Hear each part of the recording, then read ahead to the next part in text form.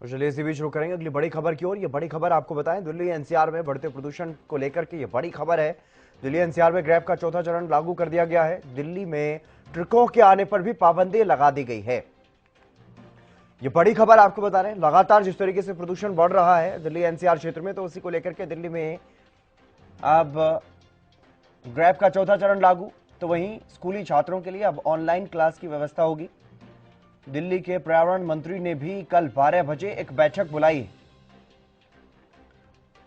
बड़ी खबर आपको बता रहे हैं, लगातार वायु प्रदूषण से स्थिति चिंताजनक होती हुई नजर आ रही है दिल्ली एनसीआर क्षेत्र में, और उसी को लेकर के अब ये बड़ा फैसला लिया गया। एनसीआर क्षेत्र में ग्रैब का चौथा चरण लागू कर दिया गया है। अब ट्रकों की भी एंट्री बैन कर दी गई है दिल्ली में, और पर्यावरण मंत्री ने कल 12 बजे एक बैठक बुलाई है। दिल्ली में किस तरह से वायु प्रदूषण परिस्थिति पर नियंत्रण पाया जा सके, उसको लेकर के चर्चा की जाएगी कल की बैठक में। लेकिन फिलहाल ग्रैब का चौथा चरण जो है वो लागू कर दिया गया है। ग्रैब के नियमों के तहत अब ट्रकों की एंट्री पर भी प्रतिबंध दिल्ली में।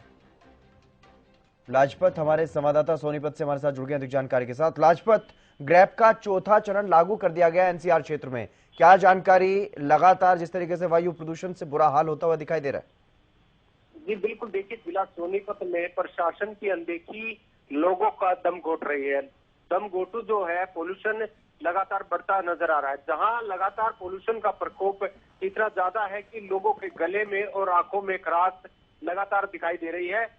फिर से वही कोरोना की जो महामारी थी उसको कहीं ना कहीं प्रशासन चाहता है कि उसको लोग याद रखें।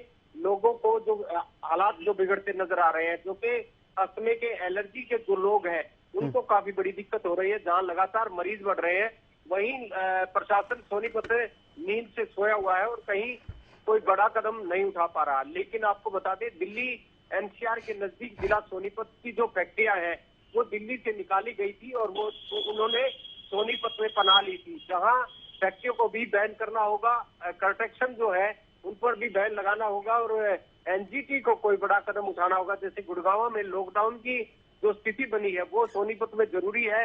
लोगों को तभी राहत मिलेगी जब कंस्ट्रक्शन पर और पुराने जो वाहन है जिनका टाइम बाउंड खत्म हो चुका है या फैक्ट्रियां हैं, जो भी पोल्यूशन फैलाने वाली चीजें हैं उन पर रोक लगानी होगी। तभी जो दम घोटू हवा है, जो सबसे जरूरी है, जीना जरूरी है तो मास्क सबसे जरूरी है। जिनको एलर्जी है, उनको आंखों की एलर्जी है तो चश्मा लगाएं, गले की एलर्जी है तो मास्क लगाएं, क्योंकि जिला सोनीपत लगातार जो है पोल्यूशन की चपेट में आ रहा है। चौथा चरण जो लागू किया गया है, जैसे कि दिल्ली में बड़े वाहनों को बंद कर दिया गया है, बैन कर दिया गया है, जहां स्कूलों की छुट्टी कर दी गई है, लेकिन सोनीपत की जनता भी लापरवाह है। सोनीपत में हालात गंभीर है। जो छोटी छोटी यूनिटें हैं, जो फैक्ट्रियां हैं, वो अपना वेस्टेज कहीं भी डालती है और उसमें खुले में आग लगा देते हैं। सैटेलाइट का फायदा उठाकर सरकार उन पर कार्रवाई करे। जहां भी वेस्टेज जहां पड़ा रहता है उन पर उनके व्यापार के जो नाम भी होते हैं, फैक्ट्री का, प्लॉट का नाम भी होता है, लेकिन अनदेखी का जो शिकार आम जनता होती जा रही है। जहां मजदूर और मजबूर है उन पर भी कहीं ना कहीं ये प्रकोप दिखाई देता है कि लगातार जैसे पोल्यूशन बढ़ रहा है। हमने बार बार जनता को तस्वीरें भी दिखाई है, जो खुले में जो वेस्टेज होता है उसमें आग लगती हुई भी दिखाई है। और जो सुबह की घटना थी वो दिखाई दी थी कि कितना दम घोटू थी और लगातार पोल्यूशन बढ़ता जा रहा है। जहां जो पुराने वाहन थे उन पर भी रोक प्रशासन को लगानी चाहिए, फैक्ट्रियों पर भी रोक लगानी चाहिए, जो कंस्ट्रक्शन है उन पर भी रोक लगानी जरूरी है। जिला सोनीपत में लगातार जो है पोल्यूशन का प्रकोप इतना हावी हो चुका है कि आम आदमी का जीना मुश्किल हो चुका है। जिनको एलर्जी की, अस्थमे की, जो भी बीमारी है, जो के सांस जरूरी है तो जीना जरूरी है।